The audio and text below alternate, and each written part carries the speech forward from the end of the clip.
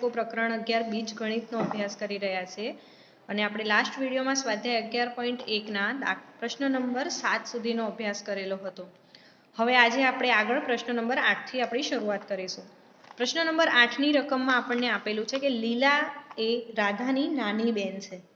લીલા એ રાધા કરતાં 4 વર્ષ નાની છે. લીલા નામની જે છોકરી છે એ રાધાની નાની બેન થાય છે ને એ કેટલા વર્ષ નાની છે? 4 વર્ષ.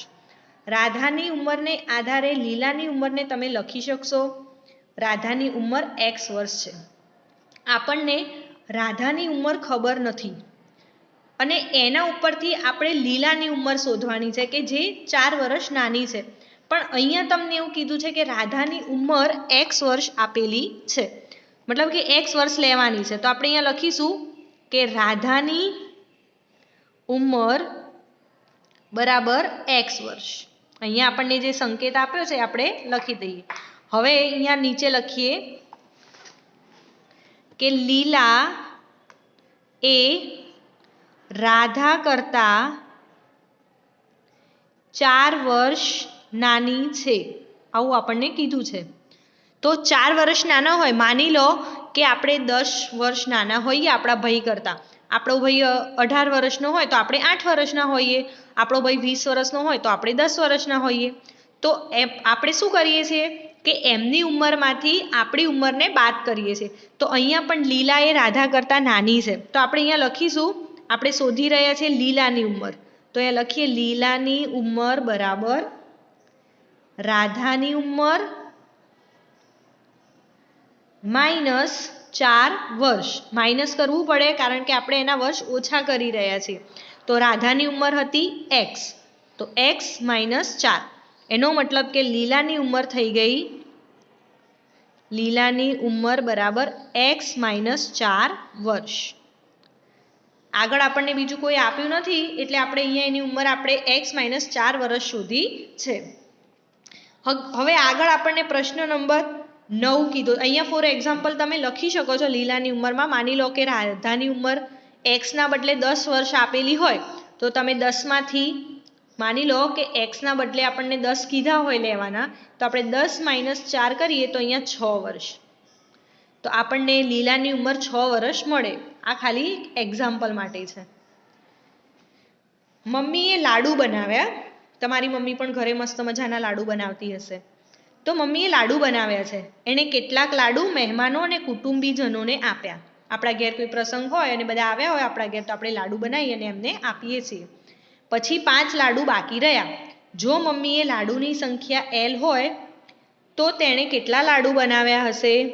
મમ્મીએ આપેલ લાડુની સંખ્યા L હોય તો તેણે કેટલા લાડુ બનાવ્યા હશે? એનો મતલબ કે આપણે લાડુની સંખ્યા બરાબર, એટલે કે જે લાડવા આપણા ઘરે બનાવ્યા છે એના માટે આપણે L ધારવાનું છે. તો અહીંયા આપણે લખીએ મમ્મીએ બનાવેલા લાડુ બરાબર L. આપણને અહીંયા L ધારવાનું કીધું છે એટલે. હવે બાકી વધેલા લાડુ કેટલા છે? તો 5. અહીંયા લખ્યું છે ને કે 5 લાડુ રહ્યા. તો અહીંયા લખીએ બાકી વધેલા લાડુ બરાબર 5. તો એવા તો કેટલા મમ્મીએ બનાવ્યા હશે કે 5 લાડવા બાકી રહે? તો આપણે શું કરીએ, માની લો કે 100 લાડુ બનાવ્યા હોય, એમાંથી 95 લાડુ આપણે આપી દીધા હોય, તો 5 લાડુ બાકી રહે. તો બાકી રહેતી સંખ્યાને આપણે અંદર ઉમેરીએ છીએ. તો અહીંયા લખીશું મમ્મીએ બનાવેલા લાડુ બરાબર L પ્લસ 5. જેટલા કુટુંબીજનોને આપી દીધા તે અને જે બાકી રહ્યા એને આપણે અંદર પ્લસ કરીને ઉમેર્યા છે.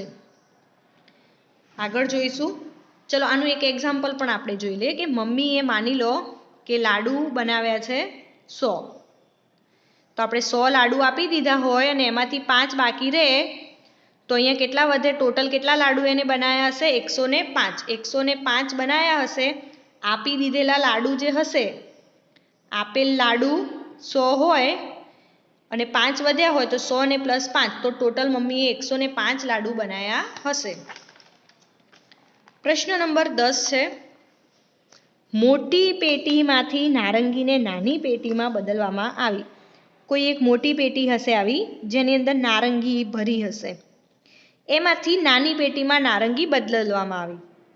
જ્યારે મોટી પેટી ખાલી થઈ ગઈ ત્યારે 2 નાની પેટીઓ ભરાઈ ગઈ. આ મોટી પેટી જે હતી ને એમાં નારંગી ભરેલી હતી, એને જ્યારે નાની પેટીઓમાં ટ્રાન્સફર કરી તો આવી 2 પેટી ભરાઈ ગઈ અને 10 નારંગી બહાર રહી ગઈ. 10 નારંગી ક્યાં રહી ગઈ? બહાર રહી ગઈ. જો નાની પેટીમાંની નારંગી માટે x લેવામાં આવે, આ બંને માટે આપણે x લઈએ, તો મોટી પેટીમાં કેટલી નારંગીઓ હશે? મોટી પેટીમાં એટલી તો કેટલી નારંગીઓ હશે? અહીંયાની કેટલી નારંગીઓ હશે કે આપણે જ્યારે એને અહીંયા ટ્રાન્સફર કરી તો 2 પેટી ભરાઈ ગઈ ને એના સિવાય પણ 10 નારંગીઓ બહાર રહી ગઈ.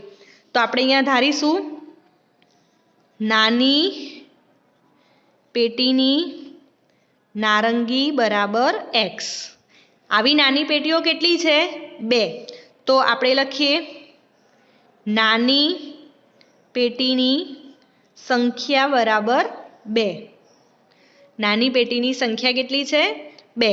તો આ બંને થઈને કુલ નારંગી કેટલી થાય? 2x.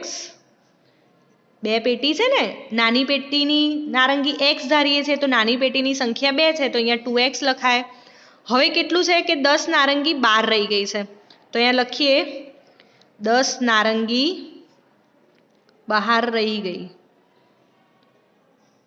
તો અહીંયા લખીશું આપણે માટે મોટી પેટીની નારંગી બરાબર 2x, એટલે કે નાની પેટીમાંની નારંગી પ્લસ જે 10 બહાર રહી ગઈ હતી તે. તો અહીંયા આપણને એનો જવાબ મળે કે 2x પ્લસ 10 નારંગી આની અંદર હશે, કે એમાંથી જ્યારે આપણે ટ્રાન્સફર કર્યું તો 2 નાની પેટી ભરાઈ અને એના સિવાયની 10 નારંગી બહાર રહી ગઈ. નાની પેટીની નારંગી માટે આપણે x ધાર્યું છે. નાની પેટીની સંખ્યા હતી 2, તો પેટીમાંની કુલ નારંગી કેટલી થઈ? 2x. 2 પેટી છે એટલે 2x થઈ ગયા. હવે 10 નારંગી બહાર રહી ગઈ તો એ બહાર જે રહી ગઈ હતી એને આપણે એની અંદર એડ કરવા પડે. તો મોટી પેટીની નારંગી બરાબર 2x પ્લસ 10. પ્રશ્ન નંબર 11 જોઈશું આપણે. નીચેની આકૃતિમાંની દિવાસળીની ગોઠવણ જુઓ. અહીંયા જે ગોઠવણ કરી છે એ જુઓ તમે. ચોરસ અલગ નથી, 2 નજીકના ચોરસમાં કેટલીક દિવાસળી સામાન્ય છે. ગોઠવણીનું અવલોકન કરો અને દિવાસળીની સંખ્યાને આધારે ચોરસ માટેનો નિયમ તારવો. આપણે આલ્ફાબેટ માટેનો નિયમ જોયો હતો. જ્યારે આપણે એક જ ચોરસ બનાવતા હોઈએ, જો 1, 2, 3 અને 4, તો આપણે 4n નો નિયમ લાગુ પડે, કારણ કે 4 દિવાસળીઓ જોઈએ અને કેટલા ચોરસ બનાયા એ નક્કી છે નહીં. પણ અહીંયા જુઓ, આ 2 ચોરસ બનાવ્યા ને તો ટોટલ કેટલી દિવાસળી થાય છે? 1, 2, 3, 4, 5, 6 અને 7. તો આવું કેમ થયું? કારણ કે અહીંયા આ બંને જે ચોરસ છે એની વચ્ચેની જે દિવાસળી છે એ દિવાસળી બંને ચોરસમાં સામાન્ય છે. આમ તો આપણે 2 ચોરસ બનાવીએ તો ટોટલ 8 દિવાસળીની જરૂર પડે, પણ આ બંને ચોરસ એકબીજાની જોડે છે એટલે આ વચ્ચેની જે દિવાસળી છે એને સામાન્ય રાખી છે. એટલા માટે અહીંયા 2 ચોરસ બનાવવામાં 1 દિવાસળી ખૂટે છે. એવી જ રીતે 3 ચોરસ બનાવવામાં પણ આ દિવાસળી સામાન્ય છે અને આ દિવાસળી પણ સામાન્ય છે, અને એ જ રીતે 4માં પણ. અને હજુ આગળ આપણે જેટલા ચોરસ બનાવીશું આ રીતે જો આપણે એની ગોઠવણી કરીશું તો વચ્ચેની જે દિવાસળી હશે એ આજુબાજુના બંને ચોરસમાં સામાન્ય, એટલે કે બંનેમાં ગણી શકાય તે રીતે હશે. હવે આપણને અહીંયા એવું કીધું છે કે દિવાસળીની સંખ્યાને આધારે ચોરસ માટેનો નિયમ તારવો. આમ તો ચોરસ માટેનો નિયમ 4n જ હોય, પણ આપણે ગણતરીમાં જોઈએ તો દિવાસળીની સંખ્યા કેટલી લેવી પડે? 4. ચોરસની સંખ્યા 1 હોય તો આપણે ટોટલ દિવાસળી જોઈએ 4. તો અહીંયા એ જ રીતે લખ્યું છે. હવે આપણે માનો કે ચોરસની સંખ્યા આપણે 2 લઈ રહ્યા છે, તો દિવાસળી તો આપણને જોઈએ કેટલી? વચ્ચે સામાન્ય છે એટલે આપણે આ જ દિવાસળી ગણીશું. 1, 2 અને 3. અહીંયા પણ 1, 2 અને 3 વચ્ચેની એક દિવાસળી સામાન્ય. તો આપણે અહીંયા 3 મૂક્યા. કેટલા ચોરસ છે? 2. તો ગુણ્યા 2 કર્યા અને વચ્ચે એક દિવાસળી સામાન્ય હતી તો આપણે એને +1 કર્યો. તો 3 દુ 6 +1 એટલે કે 7 થઈ ગયા. એ જ રીતે માની લો કે 3 ચોરસ છે તો આપણે 3 દિવાસળી તો 1, 2 અને 3 જોઈએ એટલે દિવાસળીની સંખ્યા મૂકી 3.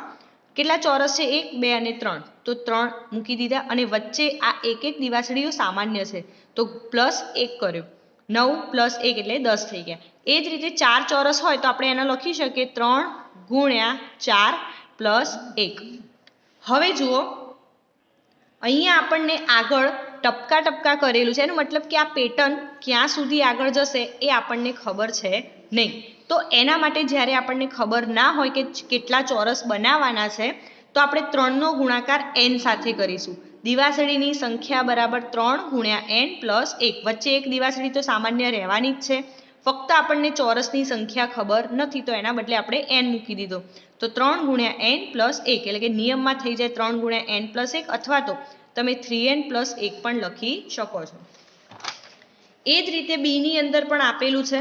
ત્રિકોણની આકૃતિ આપેલી છે દિવાસળીની સળી વડે. હવે તમને જો એક ત્રિકોણ બનાવો તો તમારે 3 દિવાસળી જોઈએ, પણ તમે જ્યારે 2 ત્રિકોણ બનાવો તો 1, 2 આ વચ્ચેની દિવાસળી સામાન્ય છે, 3, 4 અને 5 ટોટલ 5 જ જોઈએ, કારણ કે આ બંને દિવાસળી અને આ વચ્ચેની જે દિવાસળી છે એ દિવાસળી સામાન્ય છે.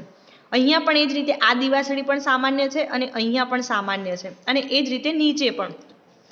તો ત્રિકોણની સંખ્યા આપણે એક ત્રિકોણ બનાવવા હોય તો 3 દિવાસળી જોઈએ, એ આપણને ખબર છે, એટલે આપણે એ લખતા નથી. તો ત્રિકોણની સંખ્યા લઈએ આપણે 2. આ 2 ત્રિકોણની સંખ્યા લીધી છે, તો એમાં આપણે ટોટલ આ બંને દિવાસળી અલગ છે એટલે એ ગણી. તો 2 અને ત્રિકોણની સંખ્યા 2 છે એટલે 2 ગુણ્યા 2, અને વચ્ચેની એક દિવાસળી સામાન્ય હતી એટલે પ્લસ 1 કર્યો, એટલે 4 પ્લસ 1 બરાબર 5 થઈ ગયા. હવે ત્રિકોણની સંખ્યા થઈ ગઈ 3, તો દિવાસળીની સંખ્યા તો 2 આપણે લેવાની જ છે. ત્રિકોણની સંખ્યા 3 હતી અને વચ્ચે એક દિવાસળી સામાન્ય એટલે એનો પ્લસ 1 મૂક્યો. 6 પ્લસ 1 7. હવે માની લો કે 4 બનાવતા હોઈએ આપણે ત્રિકોણ, તો 2 ગુણ્યા 4 કરવું પડે અને પ્લસ 1. આ જ રીતે આગળ પેટર્ન ચાલે, મતલબ સ્ટાર્ટ થઈ શકે. હવે આપણને જો અહીંયા આગળ ટપકા આપે છે, એનો મતલબ કે હજુ પણ પેટર્ન આગળ ચાલુ હશે, પણ કેટલા ત્રિકોણોની સંખ્યા હશે એ આપણને ખબર છે નહીં. તો આપણે ત્રિકોણની સંખ્યા બરાબર n લખીશું.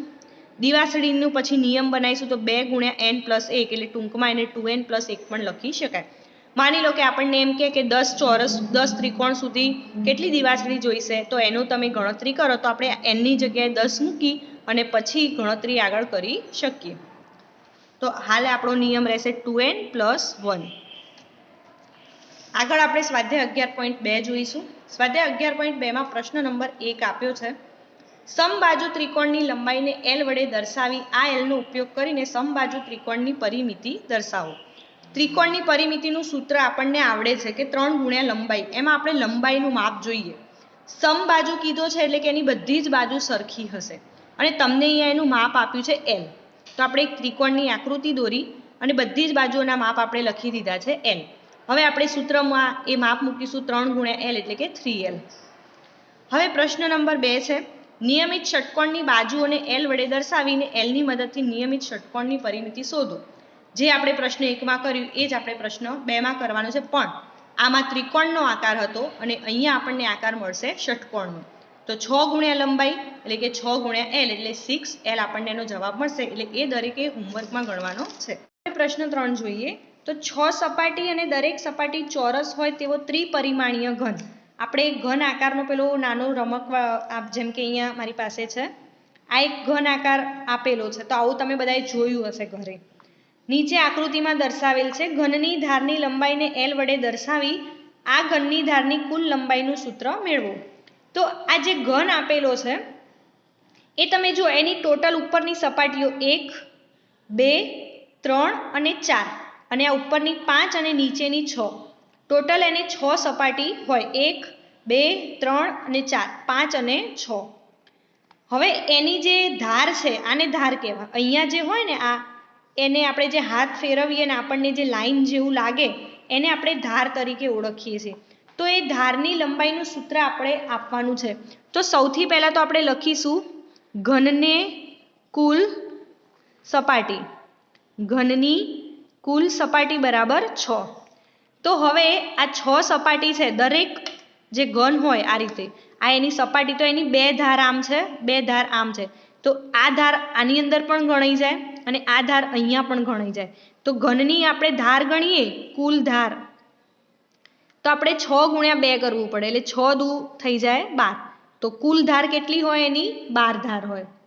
દરેક ઘનને 12 ધાર હોય છે. હવે આપણે અહીંયા ઘનની ધારની લંબાઈ કેટલી આપી છે? l. આપણને એનો સંકેત અહીંયા આપ્યો છે કે દરેક ઘનની ધારની જે લંબાઈ છે એ l છે.